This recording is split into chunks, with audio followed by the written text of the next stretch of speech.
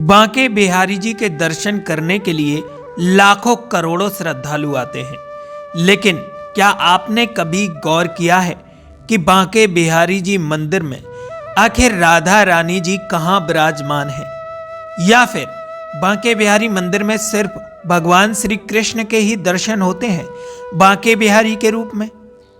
आपने देखा होगा कि आप जहां भी भगवान श्री कृष्ण के मंदिर गए होंगे तो वहां आपको राधा रानी और भगवान श्री कृष्ण एक साथ विराजमान मिले होंगे।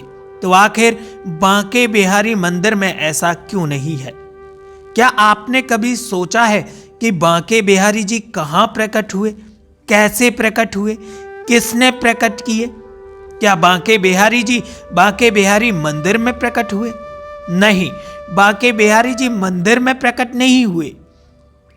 लाखों करोड़ों श्रद्धालु बांके बिहारी जी के दर्शन करने तो आते हैं, लेकिन क्या वो इन बातों के बारे में जानते हैं?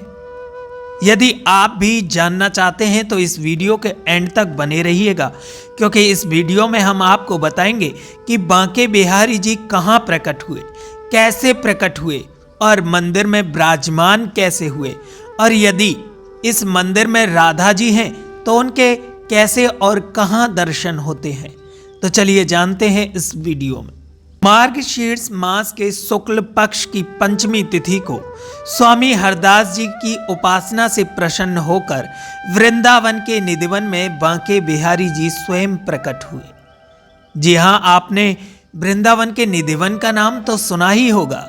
निधिवन, जहां आज भी भगवान श्री कृष्ण राधा रानी और गोपियों के साथ रास रचाते हैं, उसी निधिवन में श्री कृष्ण प्रकट हुए थे। स्वामी हरदास जी के द्वारा भगवान श्री कृष्ण को प्रकट किया गया था। आपको ये भी बता दें कि वहां बांके बिहारी नहीं बल्कि राधा और कृष्ण प्रकट हुए थे। जब स्वामी हरदास जी महाराज ने भगवान श्री कृष्ण और राधा रानी को देखा तो स्वामी हरदास जी ने कहा कि मैं आप दोनों की सेवा कैसे करूंगा।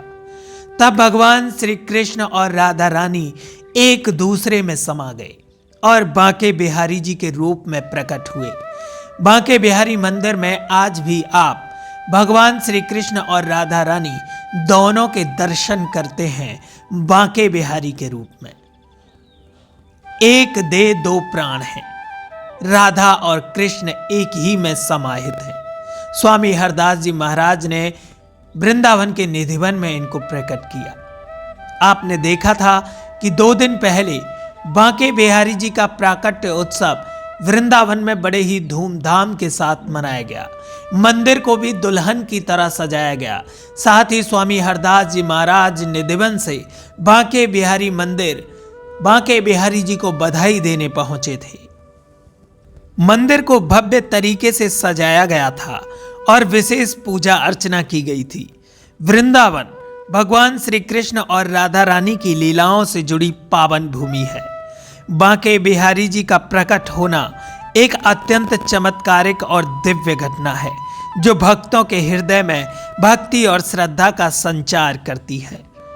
मनोहर श्याम वर्ण छवि वाले भगवान श्री कृष्ण और राधा रानी के संयुक्त स्वरूप का प्रतीक है बांके बिहारी। बांके बिहारी के नाम का विशेष अर्थ है बांके, यानी कि 3 जगह से झुके हुए, और बिहारी का अर्थ है वृंदावन में विहार करने वाले। श्री कृष्ण की ये मुद्रा भक्तों के लिए उनके प्रेम और लीलाओं के प्रतीक है। संत स्वामी हरदास जी महाराज श्री कृष्ण और राधा रानी के अनन्य भक्त थे और वृंदावन के निधिवन में साधना करते थे। निधिवन के बारे में आज भी मान्यता है कि यहाँ हर रात राधा कृष्ण गोपियों के संग रास रचाते हैं। स्वामी हरदास जी सखी संप्रदाय के प्रवर्तक थे और वृंदावन में राधा कृष्ण की लीलाओं का गान करते थे। वो अपने भक्ति भाव में इतने लीन हो जाते थे कि उन्हें सांसारिक सुख दुख का कोई ध्यान नहीं रहता था। स्वामी हरदास जी को राधा जी की एक सखी का स्वरूप माना गया है, जिनका नाम ललिता था। एक दिन जब स्वामी हरदास भक्ति और प्रेम में डूबकर भजन गा रहे थे तो राधा कृष्ण उनकी भक्ति से प्रसन्न होकर स्वयं उनके सामने प्रकट हुए उन्होंने जब भगवान का ये दिव्य रूप देखा तो उनसे प्रार्थना की कि वो एक रूप में प्रकट होकर हमेशा भक्तों के बीच रहें। उनकी इस प्रार्थना पर राधा कृष्ण ने एक रूप धारण किया, जिसे आप बांके बिहारी के रूप में पूजते हैं। बांके बिहारी मंदिर में बांके बिहारी जी की विशेषता है कि इसके दर्शन मात्र से भक्तों को राधा कृष्ण के दिव्य प्रेम का अनुभव होता है। शुरुआत से पूजा तो निधिवन के भीतर होती थी। समय के साथ भक्तों की बढ़ती संख्या को देखते हुए बांके बिहारी जी का मंदिर बनवाया गया। बांके बिहारी जी के प्रकट होने की कथा भक्तों को ये संदेश देती है कि सच्ची भक्ति और प्रेम से भगवान को पाया जा सकता है। वृंदावन आने वाले हर भक्त के लिए ये स्थान भक्ति का अनोखा केंद्र है, जहां बांके बिहारी जी स्वयं अपनी कृपा दृष्टि से भक्तों को आशीर्वाद देते हैं।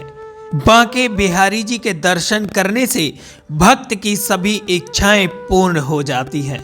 तो कमेंट बॉक्स में बांके बिहारी के नाम की हाजिरी जरूर लगाएं और हमारे चैनल को सब्सक्राइब करें। बोलिए बांके बिहारी लाल की जय।